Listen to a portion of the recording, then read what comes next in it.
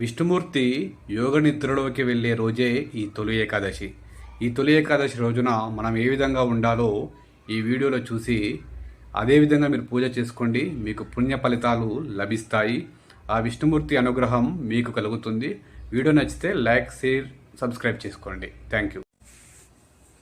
తెలుగు పంచాంగం ప్రకారం ప్రతి సంవత్సరం ఆషాఢ మాసంలో వచ్చే ఏకాదశిని తొలి ఏకాదశి అంటాము మనం. అదేవిధంగా ఈ తొలి ఏకాదశి చాలా శక్తివంతమైనది, పవిత్రమైనది. ఈరోజు శ్రీ మహావిష్ణువుకు చాలా ప్రీతికరమైన రోజు.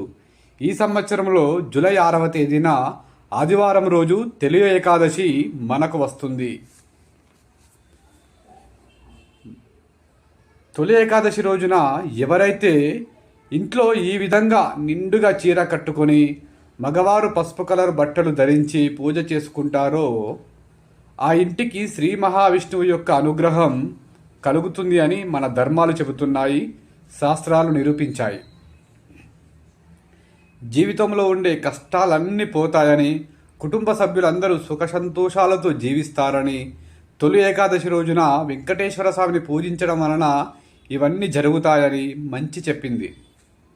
ఈ రోజున వెంకటేశ్వర స్వామిని పూజించడం వలన మనసులో కోరుకున్న కోరికలన్నీ తొందరగా నెరవేరుతాయని మన వేద పండితులు, మన సనాతన ధర్మము చెబుతుంది, నిరూపించాయి కూడా.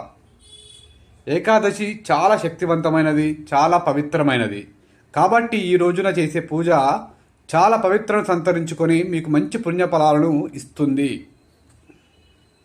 పూజ చేసేవాళ్ళు ఉదయాన్నే నిద్రలేచి ఇల్లంతా శుభ్రంగా తుడుచుకొని ఆ శుభ్రం చేసేటప్పుడు కొంచెం రాళ్ళ ఉప్పు అలాగే కొంచెం పసుపు వేసి ఇంటిని శుభ్రం చేసుకుంటే చాలా మంచి ఫలితం వస్తుంది.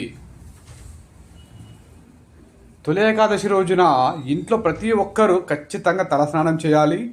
ఆ తలస్నానం చేసేటప్పుడు నీళ్ళల్లో 2 తులసి దళాలు వేసి చేస్తే మీ జాతకంలో ఉన్నటువంటి దోషాలన్నీ తొలగిపోతాయని మన శాస్త్రాలు చెబుతున్నాయి.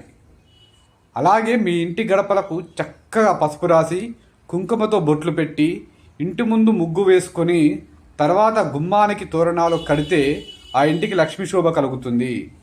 తొలి ఏకాదశి రోజున ఇంట్లోకి దేవతలు అడుగు పెట్టాలంటే గుమ్మం ముందు నీళ్లు చల్లాలి. ఆ విధంగా చేస్తే దేవతలు అడుగు పెడతారని మన శాస్త్రాలు చెబుతున్నాయి. పూజ చేసేటప్పుడు దేవుడి పటాలకు గంధము, కుంకుమ బొట్టు పెట్టుకోవాలి. శ్రీ మహావిష్ణు రూపము వెంకటేశ్వర స్వామికి ఎంతో ప్రీతిప్రదమైన రూపము. తులసి దళాలతో నిష్ఠగా పూజ చేస్తే ఆ దేవతల అనుగ్రహం మీకు కలుగుతుంది. ఆ శివకేశుని అనుగ్రహం మీకు ఖచ్చితంగా కలుగుతుంది. Please like and subscribe my channel. మా వీడియో నచ్చితే సపోర్ట్ చేయండి. ఇలాంటి వీడియోలు మీకు చాలా అందిస్తాను.